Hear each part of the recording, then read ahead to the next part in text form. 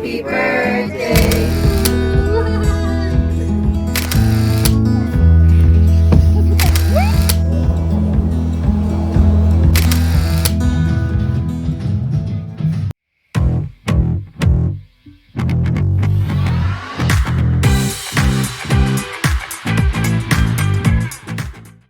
Hey guys, welcome back to the vlog. Since it's the end of the month, I wanted to do our November recap on Dorian and everything that he's been up to for this month. I thought this could be a cozy little sit down. Hey Jude. He's actually at school right now. Grandma's going to pick him up, but I got a cute little coffee. It's like filled to the brim and I don't want to spill it. No, baby. And I thought we could just sit and chat about Dorian and everything that's been going on since the first vlog that I posted for Checking In with Dorian. So this will be the second one. And see what his progress has been. So I took some notes on my phone because there's been a lot going on. So let's start off with therapies. Dorian's been in ABA still, Monday through Friday for about, there's my cat, I don't know if you can see her, she's like sniffing my elbow, for about 30 hours a week. Lately, they've been working on potty training, and it's not going, to say the least. He's 5. He actually just turned 5, November 3rd. If you haven't seen his birthday vlog, I will go ahead and link it here. They've been working still for November. This is nothing that has changed since the last vlog, but they're continuing to work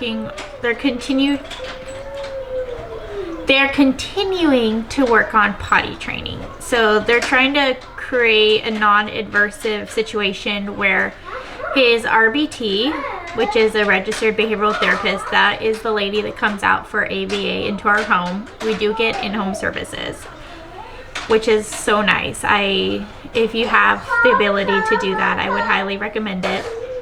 The clinic setting does sound nice too, especially if you want a little break. But I just don't trust anyone. So, and I apologize for Jude. He and my cat. They just want to be everywhere I am, you know? So as I was saying, they're working on potty training. The non-adversive situation is having him go into the bathroom every 45 minutes, sit on the toilet for a minute. She does show a timer where it counts down, which actually works for Dorian because he's super into numbers and he likes to watch it count down. And then once he's sat there for a minute, she actually brings out a potty book that I'll go ahead and link on the screen here, which I can link it in the Amazon links below. It was one of my affiliate links if you're interested. It does make sounds and he likes it, and I'm hoping it's motivating for him. So he sits for a minute and then he's able to get his book, and then he sits there for another, I believe it's a minute and a half or 2 minutes. He actually hasn't voided, and voided is the key term in ABA, but it just means he hasn't actually gone to the bathroom in the toilet. He's just sat there. Since he's become not so aversive to doing those steps, they have moved on for him wearing underwear. They've suggested putting him in underwear because that might make him not want to pee in his pull-up because he doesn't like the feeling of being wet. So I suggested actually putting the underwear inside of the pull-up, so that way it doesn't ruin all his clothes. Side note, that's what they were doing at Jude's daycare. They were just putting him in underwear and his clothes, and he was peeing and pooping and everything. And I tried to salvage and watch as much as I could, but I don't know like how long he had been in it. When they took it off in the bag, I don't know how long it would have been in the bag. It was horrible, and I did not want to go through that experience again. So I just asked to put it in a pull-up, so that way he still feels it, but the pull-up catches the rest. Needless to say, that hasn't been going great. He has still been going in his underwear, and it doesn't really seem to be affecting him. So we're just gonna keep trotting along. We did just start the underwear situation on Monday, and it is currently Wednesday, so it's only been a couple of days. But we're gonna keep doing that, and hopefully that, you know, clicks at some point, because yeah, girl is tired of buying diapers. And he's heavy. He's like high 30s, and when I lift him up to change him on the couch, like, it's a workout, and I'm over it. So I'm hoping that can be handled pretty quickly. Another thing they've also been working on is parallel play. So since Jude has been home now, his RBT comes about 12 every day, and Jude goes down for a nap around 1:15-ish. So what we've been doing is the first hour 15, I've been having her work on parallel play. Dorian used to be super upset, for lack of a better word. He used to be super upset when Jude would come around him when he was in his space. And I don't mean his space as in one particular place in the house. I mean wherever he was his space. And he did not want Jude near him. And he's actually been doing so much better. Before, he would kind of do this high screech yell and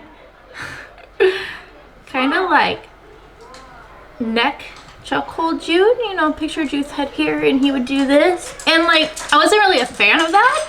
So, and it would scare Jude and make him cry, and I felt really bad. And it was just Dorian he didn't know how to communicate that he did not want that, and so that was just his first reaction. So we've been working on that, and it's been going a lot better. We have a little table where they sit, and I can link the table below. I love it. I love it. I'm so happy we got it.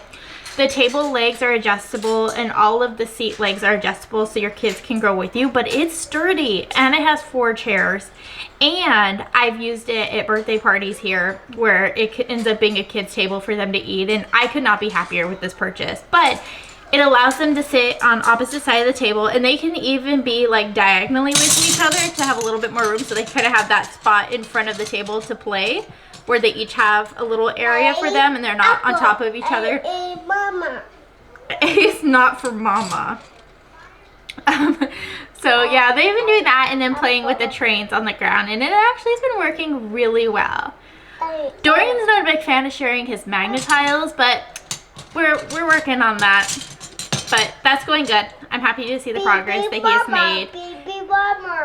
Another thing they are doing is matching cards. She has 3-letter sight word cards that are laminated. Hi, baby. Baby mama. And she's been doing like a couple example words are mad and map to see if he can differentiate between the D and the P. She has him match that. Like, most of it is play-based, but then she'll stop and have him do a couple of exercises really quick. He's able to focus more on that because he wants to get it over with so he can keep playing. So he's been doing really good with that and doing the matching. And with ABA, they take data a lot on everything that they do, and once he meets the criteria, he like masters out of that particular task, and then they move on to something else. But I still see her doing it with him, so he must not have completed as many trials in a row as he was supposed to. Or she might, I think sometimes she incorporates some new words too. I don't want it to seem like I don't know what's going on with my kid, because I do, but I give them space. Because when I'm around Dorian, when his RBT is here, he tends to gravitate towards me a lot and is kind of an aversion to having to do what's required of him with ABA. So I give them space to work on what they need to work, and sometimes if I go upstairs and give them some space, or if she's here, I'll stay down here because that's not her client, and while they're parallel playing, I want to make sure I'm around. Plus, you know, having both of them at the same time is rough. Okay, hi Jude. Hi Jude. So yeah, as of right now, come on baby. As of right now, those are the key things that he's been working on for ABA. Baby, stop. You want to go take a nap? No. Then go play. Go play. As for speech, his his therapist actually just got married and went on a honeymoon, so she hasn't been here for like a week. And then Dorian actually got back on Medicaid here in Georgia, and Medicaid requires some stuff to get pre-authorizations to continue services. So as of right now, OT and speech is placed on hold because, you know, I don't want to be billed if I have both insurances and I know that the Medicaid will come up as a secondary insurance and pick up all of the costs. So I'm like, let's just put it on hold till I do what I need to do in order to get the clearance for them to pay for additional service. One of those things that they're requiring is a recent hearing screening. Dorian did one around the time of, I think he was one and a half. When he first started doing speech therapy, they required it. But they're requiring a recent one within the last 12 months, and it has been a few years since we've done it. So I actually am taking him, me and David are taking him tomorrow morning to go do that. Georgia actually has a clinic here where they offer free screenings on Thursdays, so I was really excited to be able to get him in this week to get that taken care of. As well as ABA, I tend to give the therapist for speech and OT a little bit of leeway so that way he can focus more. But from what I've talked to them and seen, the speech, she's been working on sounds that he makes and kind of mimicking. Dorian tends to learn language a lot through mimicking what you say, and in ASD terms, that's called scripting, where he'll repeat the same things over and over, but it's helping him learn new language. Jude apparently thinks he's a drummer, so that's fun.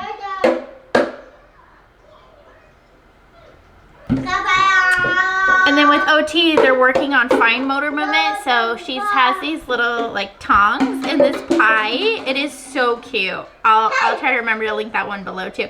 It is a pie, and it's in sections, and it has little pieces of fruit that are different colors, and they put them in the sections, and with the little tongs, he has to work to take the fruit and put them in their appropriate color sections. And I've watched him a couple times, and it's so sweet. He doesn't really like doing it, but he tries. He tries. So yeah, that's about it for speech and OT. As for PSI, which is the preschool intervention that he does, it's paid for through the state for kiddos on the spectrum. He had a week off for Thanksgiving, so he got to stay home a lot more. Hi, baby. Hi. She told me they've been working on a lot of circle time, letter learning pages, arts and crafts. I don't know if you remember when you guys were in, I don't know, early school, kindergarten for a second. Maybe it's kindergarten. Had him in kindergarten. Yeah, kindergarten, yeah, because first grade you already start to learn to read and write and everything. So you kind of learn like the different letters of the alphabet by like having a page that's all about K and all about L or whatever. And boys, am I right? And it's so cute and nostalgic to have him bring those pages home, because it makes me remember when I was young. So oh, and for right before having the week off for Thanksgiving, his teacher actually invited us to have Thanksgiving lunch in the classroom, and this was the first year she's done it. She told me she's been wanting to do it for a while now, and this was the first time her and her assistant or aide or secondary teacher, this is the first time they were able to pull it off, and I actually got a lot of cute pictures, so I'll go ahead and put those in now.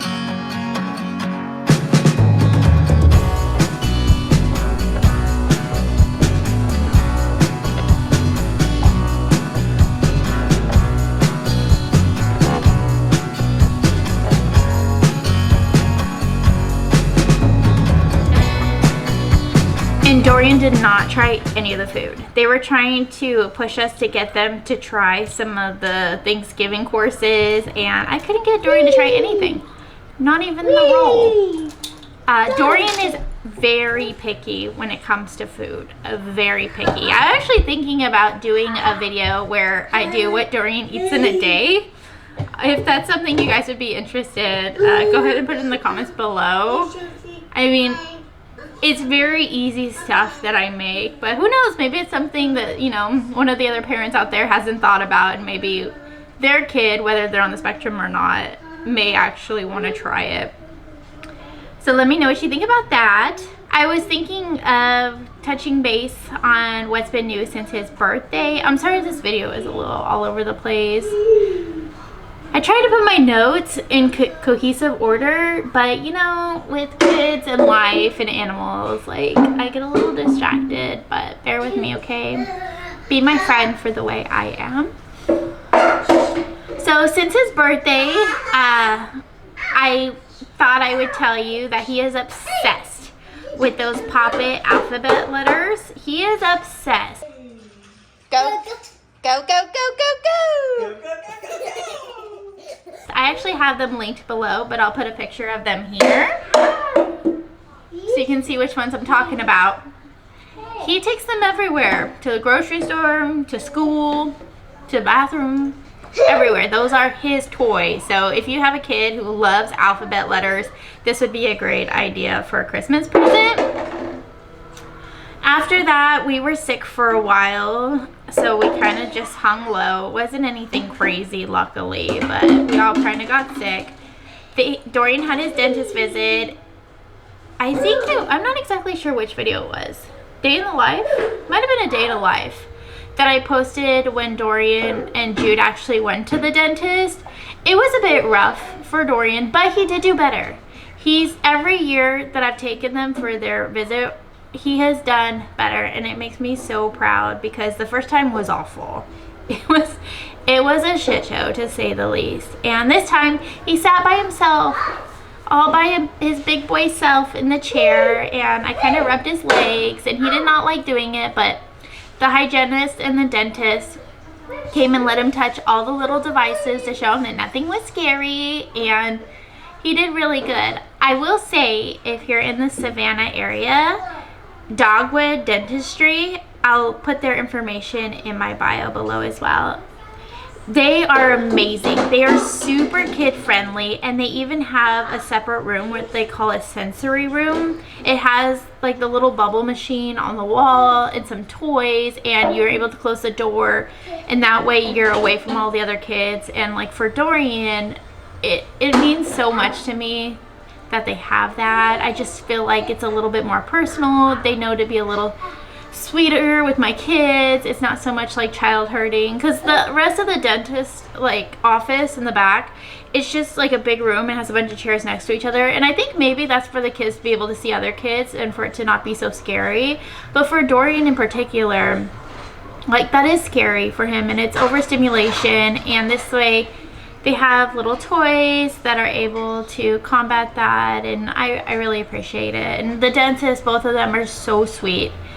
So I'm really happy with the experience there. So if you're looking for a dental office for, you know, your kids, they take kids pretty old too. But yeah, if you're looking for someone in the Savannah area, I would definitely go to them. The next vlog in this series that I'm thinking about doing is a sit down chat with me between my hubby David and I, and we talk about our personal experiences with finding out that Dorian was on the spectrum.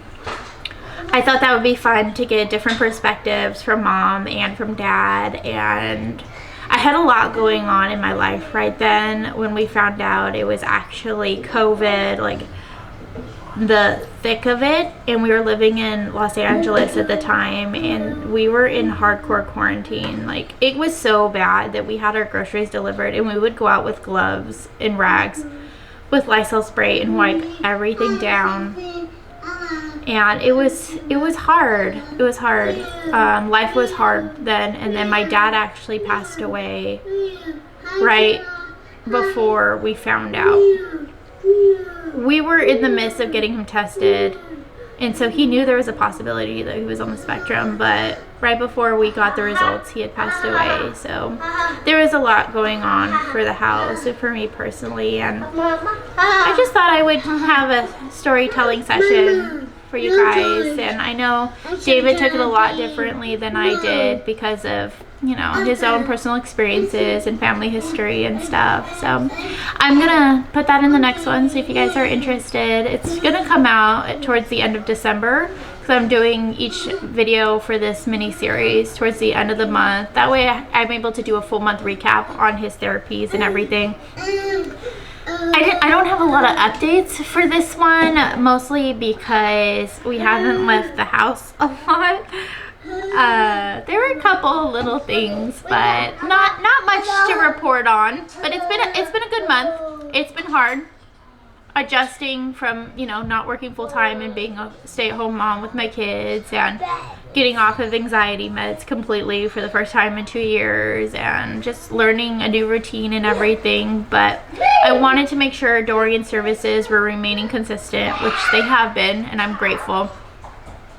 But yeah, that concludes the updates for Dorian. I also plan on doing a fun extra video of what I got my kids for Christmas. Probably, I might do a sit down when I wrapped my presents. I'll probably do it in the beginning of the beginning of December.